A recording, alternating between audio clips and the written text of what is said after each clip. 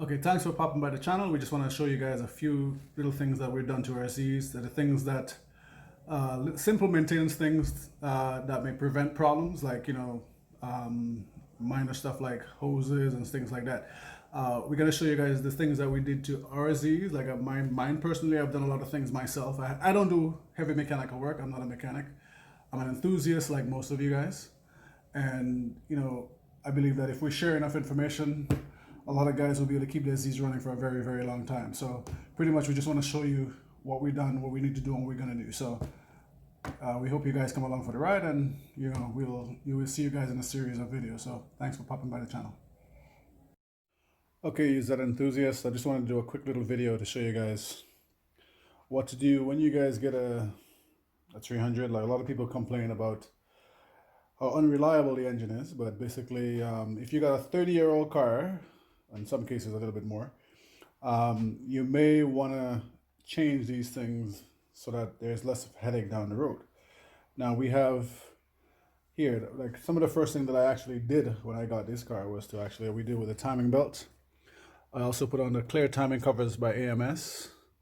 At least it allows you to see the condition of the timing belt somewhat, just in case something does go wrong. The other thing that you crucially want to do is actually change fuel hoses. You got fuel hoses over here, 1, 2, and you got some under the plenum. So it's going to require that you do a plenum pull. The plenum pull is going to be a pain. It's never fun, but it is going to be required. So as we go further, the other thing that you will want to check is your IACV unit, IACV valve, the idle air control unit here, that will cause your car to idle, to fluctuate if you don't change it. You could replace it. It's costs quite a bit, or you could just clean it using some type of, like, maybe, I don't know, maybe brake cleaner, maybe help, or maybe the WD-40 or whatever. It could be disassembled and cleaned.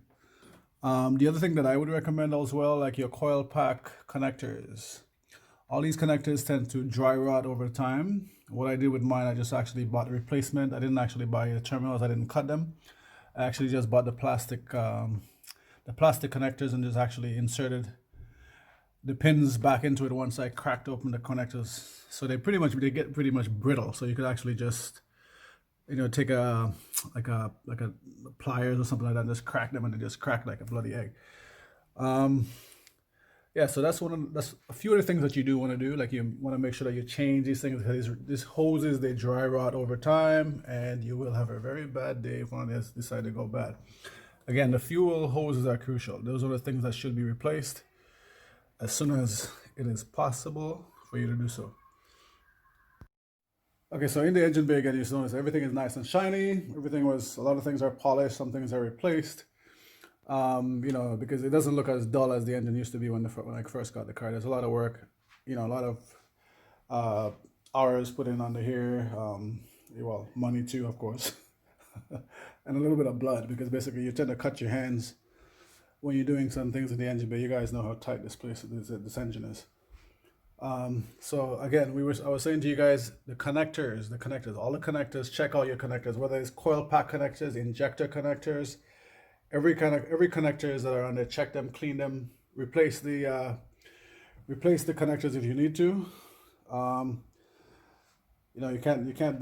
You can't go wrong by doing that, because if you don't do that, there will be a lot of electrical faults in the car. And it's a 30-something-year-old car. You want to make sure it's running right, and because if one thing doesn't run right and it goes bad, then it could lead to other things going bad and so forth. So that's pretty much the pointer. Okay, so if we look at the front of the car, you're gonna notice that we have the JDM xenons on there.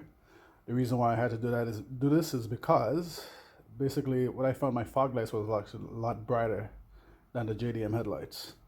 So I had to actually change them to the xenons. I didn't want to actually use aftermarkets. I just find they look cheesy. It's not cheap, but basically I wanted the most factory look, and this was the obvious choice. So the light is super bright. I'm very happy with it. Okay, so under my Plenum, I still have everything is still factory. I haven't done any EGR delete or anything like that. Everything is still there. All the hoses are still there. A lot of people tend to delete all theirs, but mine are still there.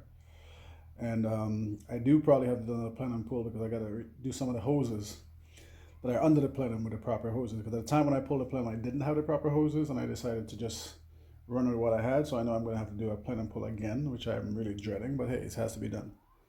So again, it seems like work is never ending on when you're doing certain cars, but you know, it's part of the, I guess it's part of the whole ownership, it's part of the experience. So yeah, basically this is the car, this is the engine. We're gonna do a few more videos on this car. We also got a bunch of friends who have 300ZX as well, or Fairlady. I also got some stuff from this gentleman here at Blaster Z. This is the T-top ends that I gotta do, because the T-top ends, as you guys know, they're discontinued. You can no longer find them anywhere. So they're in a plastic bag here, and I plan to do the T-top ends, and this is gonna be shown in another video perhaps. Okay, so first off, it's a good idea to have one of these manuals. If you don't have one of these manuals, the other option, there is also an app on, I believe if you get an Android phone or maybe Apple, I believe it's on the Apple Store as well. There's a Z32 manuals app that's on the site. So it's a good reference tool. You can always probably print it from your phone or whatever the case may be. So that would be a good thing if you got to take apart certain things that you're not familiar with. Okay, so again, this is one of the things that you guys may have issues with, the T-top ends. And I've had an incident where my T-top end broke, so that was really bothering me. And I was trying with Nissan to try to get a replacement, and they say it's discontinued, so we could never get it. And then all of a sudden, this guy, Blaster Z, decided to make a bunch. So then basically I had to I pre-ordered, and there they are. So clearly they got to be painted. Most it's going to be black. Some guys paint them to match the color of their car. It's up to you, but this is the guy who's making them right now, and you know, you guys can support him by, you know, just checking them out. I mean, and it'll, you know, for the people who are detail oriented as myself, it's a good idea to replace them. Check them out. You got your fix. So the T-top ends replacement will be done in another video, and hopefully, you know, you guys could check it out at that point. Thank you.